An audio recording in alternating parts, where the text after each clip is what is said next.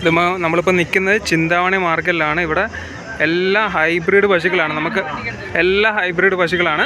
ഇതെല്ലാം നമുക്ക് ഫാമിലേക്ക് പറ്റുന്ന രീതിയിലുള്ള പശുക്കളാണ്. ഇല്ലാണോ? വയനാട് പാർട്ടിക്കാണ് എടുത്തേക്കുന്നത്. എല്ലാം 5 എടുത്തണം. ഇതെല്ലാം നമുക്ക് എത്ര പാല് പ്രതീക്ഷിക്കണം? എല്ലാം ഒരു 20 മേലെ എന്താണ് പ്രതീക്ഷിക്കും അല്ലേ? ഇതിപ്പോൾ എല്ലാം ഒരു പ്രൈസ് റേഞ്ച് 1 ലക്ഷത്തിന് മുകളിലോട്ടോ എല്ലാം എല്ലാം 90 പോലെ 1.5 വരുന്നത് അല്ലേ? നമുക്ക് ഫാമിൽ നിർത്താൻ പറ്റിയ രീതിയിലുള്ള എല്ലാം കന്നിപ്പശുക്കളാണ് അല്ലേ? അപ്പം നമ്മൾ കേരളത്തിൽ നിന്നൊക്കെ ഒരു ശ്രദ്ധിക്കേണ്ട ഒരു കാര്യം എന്ന് വെച്ചാൽ മാക്സിമം കന്നിപ്പശുക്കളെ എടുക്കുന്നതായിരിക്കും നമുക്ക് ഏറ്റവും നല്ലത്. ഒരു 3-4 വർഷം എങ്ങനെയാണെങ്കിലും നമുക്ക് ഫാമിൽ എന്താണെങ്കിലും ഒരു നല്ല കിട്ടും. ശക്തിയാണ് വണക്കാണോ? എവിടെ ഇരിക്ക്? നമ്മളിന്ന് കർണാടകയിൽ ചിന്താമണി മാർക്കറ്റിലാണ് നിൽക്കുന്നത്. അപ്പോൾ ഇന്ന് നമ്മളിപ്പോൾ എത്ര പശു എടുത്താണ്? ഇന്ന് നമ്മൾ 8-9 എടുത്തേക്കുന്നത്. അപ്പം ഇതെല്ലാം കന്നിപ്പശുതാണ്. എല്ലാ കന്നിപ്പശുതാണ്. രണ്ടാമത്തെ പ്രസവം. ഇതെല്ലാം ബാക്കി രണ്ടും കന്നിപ്പശുക്കളാണ് അല്ലേ? 2 പല്ല്. ഇത് 2 പല്ല.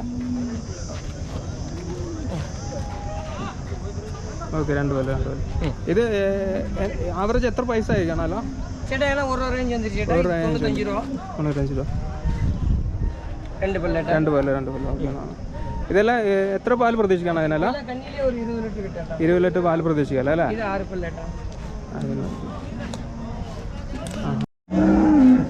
ആണോ? നമസ്കാരം. ഇത് നമ്മൾ കേരളത്തിൽ നിന്ന് വന്നേക്കുമോ അല്ലേണോ? നമ്മുടെ വീഡിയോ കണ്ടിട്ട് വന്നേല്ലേ?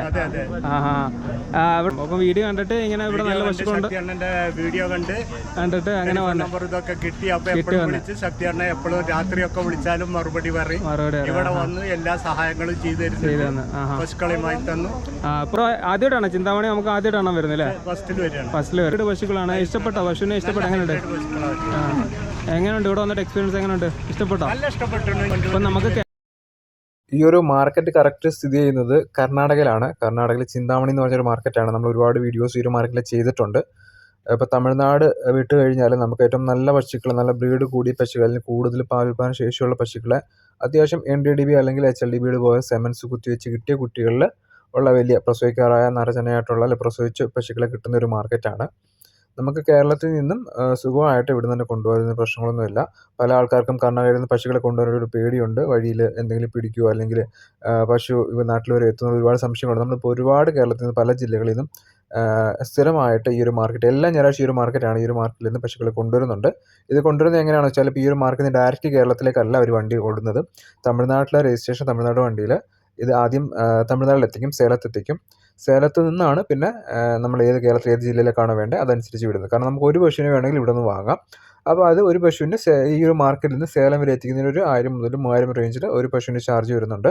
അത് കഴിഞ്ഞിട്ട് നമുക്ക് നമ്മുടെ ഏത് ജില്ലയിലേക്കാണോ, ഇപ്പോൾ 2-3 ആൾക്കാർ ചേർന്നിട്ട് വേണമെങ്കിൽ നമുക്ക് ഈ ഒരു മാർക്കറ്റിൽ നിന്ന് പശുക്കളെ വാങ്ങാവുന്നതാണ്. ഇപ്പോൾ ഒരാൾക്ക് ഒരു പശു അല്ലെങ്കിൽ വേറൊരു 2-3 പശുക്കളാണെന്നുണ്ടെങ്കിലും ഇവിടുന്ന് നിങ്ങൾക്ക് ഒരുമിച്ച് കൊണ്ടുവന്നതിന് ശേഷം സേലത്തെത്തിയതിന് ശേഷം നിങ്ങൾക്ക് സെപ്പറേറ്റ് 1-2 വണ്ടിയിലേക്ക് നിങ്ങൾക്ക് അതത് ജില്ലയിലേക്ക് കൊണ്ടുവന്നതാണ്. ഈ ഒരു മാർക്കറ്റിലെ വില നിലവാരം എങ്ങനെയാണെന്ന് വെച്ച് കഴിഞ്ഞാൽ, ചെറിയ വിലയ്ക്ക് പശുക്കളെ കിട്ടും. 50-60 കിട്ടുന്ന പശുക്കളുണ്ട് ആ ഒരു ക്വാളിറ്റിയിൽ. പക്ഷേ കൂടുതലും ഈ ഒരു ക്വാളിറ്റി കൂടിയ ബ്രീഡ് കൂടിയ നമ്മൾ എന്തായാലും ഇത്രയും ലോങ് പോകുമ്പം അത്യാവശ്യം നല്ല പാൽപ്പാന ശേഷി കൂടിയ പശുക്കളെ വാങ്ങാനായിരിക്കും ശ്രദ്ധിക്കുക. അപ്പോൾ ശ്രമിക്കുമ്പോൾ എങ്ങനെയായാലും ഒരു 80-90 മുകളിലോട്ടാണ്, 1 ലക്ഷം 1 ലക്ഷത്തിന് മുകളിലോട്ടാണ് വില നിലവാരം വരുന്നത്. ഇപ്പം നമ്മൾ വയനാട്ടിലേക്കൊക്കെ ഒരുപാട് പശുക്കളെ വാങ്ങിയിട്ടുണ്ട്. അതൊക്കെ ഒരു 90 മുതൽ ഈ പറഞ്ഞതിൻ്റെ കൂട്ട് തന്നെ 1 ലക്ഷത്തിന് മുകളിലോട്ട് വന്ന പ്രൈസ് റേഞ്ച് ഒരു പീസിന് ഒരു പശുവിന് വന്ന പശുക്കളൊക്കെയാണ് നമ്മൾ വാങ്ങിയിട്ടുള്ളത്. കടിഞ്ഞൂരിൽ എങ്ങനെയാണെങ്കിലും ഒരു 20 ലിറ്റർ മുകളിൽ പ്രതീക്ഷിക്കുന്ന നല്ല ഹെവി സൈസ് നല്ല ബ്രീഡ് പശുക്കളൊക്കെയാണ്. നിങ്ങൾക്ക് ഒരു വീഡിയോ കാണുമ്പോൾ തന്നെ മനസ്സിലാക്കാൻ പറ്റും. അത്യാവശ്യം എല്ലാ ക്വാളിറ്റിയിലുള്ള ബ്രീഡ് കൂടിയ ഒരുപാട് പശുക്കൾ അവൈലബിൾ ആണ്. അതുപോലെ തന്നെ നല്ല ക്വാളിറ്റിയുള്ള പശുക്കുട്ടികളും ഈ ഒരു മാർക്കറ്റിൽ അവൈലബിൾ ആണ്. പിന്നെ നിങ്ങൾക്ക് വേറൊരു ചലഞ്ച് വെച്ചാൽ ട്രാൻസ്പോർട്ടേഷൻ ചാർജാണ്. അപ്പോൾ ഒരു പശുക്കുട്ടി ആണെന്നുണ്ടെങ്കിലും വലിയ പശുവൊക്കെ ആണെന്നുണ്ടെങ്കിലും നമുക്ക് ട്രാൻസ്പോർട്ടേഷൻ ചാർജ് ഏകദേശം ഒരേപോലെയൊക്കെ തന്നെയാണ് വരുന്നത്. പിന്നെ നമ്മൾ വാങ്ങുന്ന പശുക്കളുടെ എണ്ണം അനുസരിച്ചും ഈ ഒരു റേറ്റിൽ വേരിയേഷൻ. പിന്നെ ഒരുപാട് ആൾക്കാർ ചോദിക്കാറുണ്ട്, നമ്മൾ പൈസ തന്നു വിട്ടാൽ പശുക്കളെ കിട്ടുമോ, അല്ലെങ്കിൽ പൈസ കൊടുത്തു കഴിഞ്ഞാൽ വീട്ടിൽ പശുക്കളെ എത്തിക്കും എന്നുള്ള കാര്യങ്ങളൊക്കെ. ഇപ്പം നമ്മളിതൊരു മാർക്കറ്റാണ് നമ്മൾ പരിചയപ്പെടുത്തുന്നത്. ഈ റോഡാണെന്നുണ്ടെങ്കിലും കർണാടക ചിന്താമണി ആണെന്നുണ്ടെങ്കിലും കൃഷ്ണഗിരി ആണെങ്കിലും ഇതൊക്കെ ഒരു മാർക്കറ്റാണ്. അപ്പം നമുക്ക് ഓരോ ആഴ്ച അവിടെ ചെന്ന് കഴിഞ്ഞാൽ നമുക്ക് മനസ്സിലാക്കാൻ പറ്റുള്ളൂ അന്നിപ്പോൾ എത്രത്തോളം പശുക്കളുണ്ട്, നല്ല കളക്ഷൻ ഉണ്ടോ, നല്ല സെലക്ഷൻ ഉണ്ടോ എന്നുള്ള കാര്യം. അപ്പം നിങ്ങൾ ഈ ഒരു ഏത് മാർക്കറ്റാണെങ്കിലും നിങ്ങൾ ചെന്ന് നോക്കുക. നിങ്ങൾ നേരിട്ട് പോയിട്ട് തന്നെ നിങ്ങൾക്ക് നേരിൽ കണ്ട് ഇഷ്ടപ്പെടുകയാണെങ്കിൽ മാത്രം വാങ്ങുക. പിന്നെ മാർക്കറ്റിൽ നിന്ന് വാങ്ങുമ്പോൾ കുറച്ച് കാര്യങ്ങൾ ശ്രദ്ധിക്കുക. അതെപ്പോഴും ഞാൻ പറയാറുണ്ട്, കുറച്ച് ടിപ്സ് ഉണ്ട്. മാർക്കറ്റിൽ നിന്ന് വാങ്ങും. നമ്മൾ ചിലർ പറയും അതിനകത്ത് ഒരുപാട് ടൈപ്പുള്ള പശുക്കൾ വരും. പല രീതിയിലും ചിലപ്പോൾ നല്ല പശുക്കളും മോശം പശുക്കളും ഒക്കെ വരാറുണ്ട്. നമ്മൾ സെലക്ട് ചെയ്ത് തന്നെ പശുക്കളെ എടുക്കുക. ഇതിൽ തന്നെ നല്ല ഹെൽത്തി ആയിട്ടുള്ള അത്യാവശ്യം പ്രായം കുറഞ്ഞ പശുക്കൾ തന്നെ മാക്സിമം നിങ്ങൾ എടുക്കുക. നിങ്ങൾ ഫാം സ്റ്റാർട്ട് ചെയ്യുന്നവരാണ് അല്ലെങ്കിൽ പുതുതായിട്ട് തുടങ്ങുന്ന ഒരുപാട് ആൾക്കാർ നമ്മൾ കോൺടാക്ട് ചെയ്യാറുണ്ട്. നിങ്ങൾ തുടക്കക്കാരാണെന്നുണ്ടെങ്കിൽ മാക്സിമം ഹെൽത്തി ആയിട്ടുള്ള പശുക്കൾ എടുക്കുക. ഈ ഒരു ഫാം നമുക്ക് നല്ല രീതിയിൽ മുന്നോട്ട് കൊണ്ടുപോകണമെങ്കിൽ നല്ല പ്രൊഡക്ഷനുള്ള നല്ല പാൽപ്പാന ശേഷിയുള്ള പശുക്കളുണ്ടെങ്കിലേ പറ്റുള്ളൂ. ഇപ്പം നിങ്ങളൊരു ഷെഡ് പണിയാണ്, നിങ്ങളൊരു 10 പശുക്കളെ കെട്ടാവുന്ന ഷെഡാണ്. അതിൽ ഒരു ദിവസം ഒരു 10 ലിറ്റർ കിട്ടുന്ന 10 പശുക്കളെ കിട്ടിക്കഴിഞ്ഞാൽ നമുക്ക് ഒരു ദിവസം 100 ലിറ്റർ പ്രൊഡക്ഷൻ കിട്ടുള്ളൂ. ആ ഒരു സമയത്ത് നമ്മളൊരു 10 പശുക്കളെ കിട്ടുന്നുള്ളൂ. ഒരു 10 പശുക്കൾക്ക് ഒരു ആവറേജ് 20 ലിറ്റർ ഒരു ദിവസം അല്ലെങ്കിൽ 25 ലിറ്ററോളം കിട്ടുകയാണെന്നുണ്ടെങ്കിൽ അതിന് ഡബിൾ പ്രൊഡക്ഷനാണ്. അപ്പോൾ പക്ഷേ അതിൽ നമ്മൾ ആദ്യം ഇൻവെസ്റ്റ്മെൻറ്റ് വലിയൊരു ഇൻവെസ്റ്റ്മെൻറ്റ് വരും. അത്യാവശ്യം നല്ല പശുക്കൾ അത്യാവശ്യം റേറ്റ് വരും. നിങ്ങൾ ഒരുമിച്ച് പശുക്കളെ എടുക്കാതെ 1-2 പശുക്കളെ എടുത്തതിന് ശേഷം നിങ്ങൾ സ്റ്റാർട്ട് ചെയ്ത് നോക്കുക. നിങ്ങൾക്കൊണ്ട് പറ്റുന്നുണ്ടെങ്കിൽ നിങ്ങൾ അപ്ഡേറ്റ് ചെയ്യുക. അപ്പോൾ നമ്മൾ ഒരു പശു വളർത്തിയാലും 2 പശു വളർത്തിയാലും പാൽപ്പാന ശേഷിയുള്ള പശുക്കളെ വാങ്ങി വളർത്താൻ ശ്രമിക്കുക ഫാം. ഈ ഒരു സമയത്ത് ചൂടൊക്കെ ഒരുപാടായി വരികയാണ്.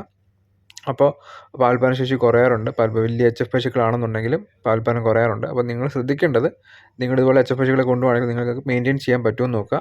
ഒരുപാട് അതിന് രീതിയിൽ നല്ല രീതിയിൽ നമ്മൾ കെയർ ചെയ്യണം. അത്യാവശ്യം ഓവർ ഹീറ്റ് ആണെന്നുണ്ടെങ്കിൽ അതിന് ഇടയ്ക്കിടയ്ക്ക് കുളിപ്പിക്കുക, അല്ലെങ്കിൽ അതിന് വേണ്ട തണലുള്ള സൗകര്യങ്ങളൊക്കെ ഒരുക്കി കൊടുക്കേണ്ടി വരും.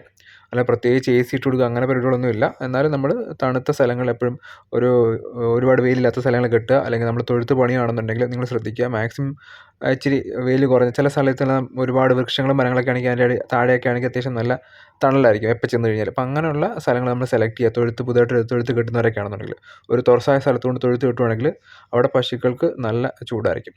അങ്ങനെ കുറച്ച് കാര്യങ്ങൾ നിങ്ങൾ തൊഴുത്ത് പണിയുമ്പോൾ ശ്രദ്ധിക്കുക. പുതുതായിട്ട് തുടങ്ങാൻ പോകുന്നവരൊക്കെ ശ്രദ്ധിക്കുക. കാരണം നമ്മൾ ഇത്ര നല്ല കൂടിയ പശുക്കളേക്കാണ് നിങ്ങൾ അവിടെ കെട്ടാൻ പോകുന്നതെങ്കിൽ മാക്സിമം അതിനൊരു ചെറിയൊരു കൂൾ ക്ലൈമറ്റ് എപ്പോഴും വേണം. അപ്പോൾ അങ്ങനെയുള്ളവർ ശ്രദ്ധിക്കുകയാണെങ്കിൽ നമുക്ക് അത്യാവശ്യം പ്രൊഡക്ഷൻ കുറയാതെ തന്നെ നമുക്ക് നല്ല രീതിയിൽ മുന്നോട്ട് പോകാൻ പറ്റും. അപ്പോൾ ഈ ഒരു മാർക്കറ്റിൻ്റെ പ്രത്യേകത ഏറ്റവും നല്ല ബ്രീഡ് ക്വാളിറ്റിയുള്ള പശുക്കൾ വരുന്നതാണ്.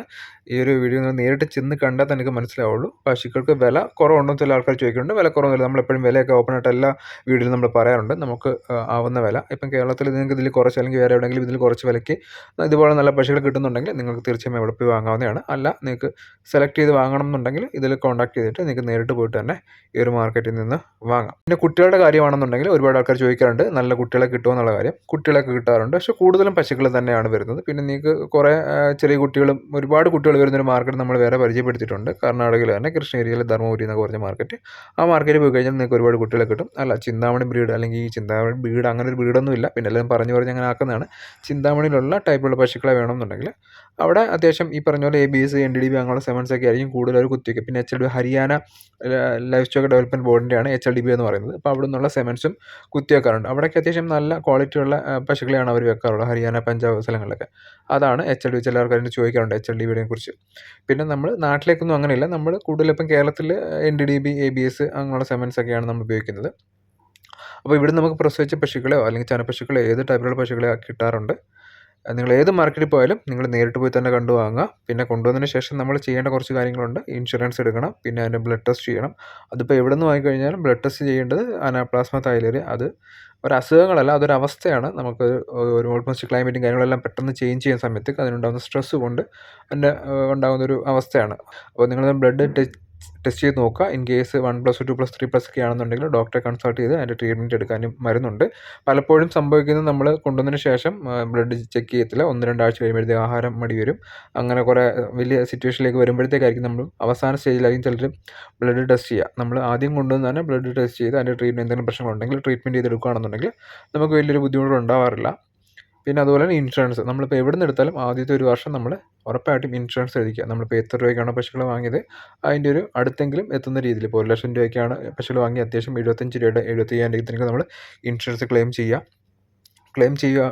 ഇൻഷുറൻസ് എടുക്കുക. അതിന് ശേഷം നമുക്കൊരു 1 മന്തെങ്കിലും ഗ്യാപ്പ് വേണം. ഇൻ കേസ് പശുക്കൾക്ക് എന്തെങ്കിലും സംഭവിക്കുകയാണെന്നുണ്ടെങ്കിൽ അതിപ്പം ചന പിടിച്ചില്ല എന്നുണ്ടെങ്കിലോ അല്ലെങ്കിൽ കാമ്പ് പോവുകയാണെന്നുണ്ടെങ്കിലോ അല്ലെങ്കിൽ കിടന്നു പോയി കഴിഞ്ഞാലോ അങ്ങനെ ഒരുപാട് രീതിയിൽ നമുക്ക് ക്ലെയിം കിട്ടാറുണ്ട്.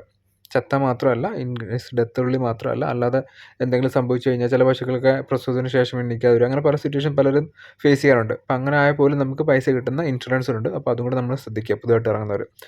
ഇങ്ങനെ ഈ മാർക്കറ്റിലേക്ക് വരുന്ന വഴി ചില ആൾക്കാർ ചോദിക്കാറുണ്ട്. കേരളത്തിലാണെങ്കിൽ ട്രെയിനിലാണ് നമ്മൾ പോകേണ്ടത് കർണാടകയിലേക്ക്. നിങ്ങൾക്ക് ഒറ്റയ്ക്ക് വേണമെങ്കിലും പോകാം, ആരില്ലെങ്കിലും. പിന്നെ ഇവിടുത്തെ ലോക്കൽ ലാംഗ്വേജൊക്കെ അറിയാമെന്നുണ്ടെങ്കിൽ സംസാരിച്ച് നമുക്ക് വില കാര്യങ്ങളൊക്കെ ഉറപ്പിക്കാൻ പറ്റുന്നതാണ്.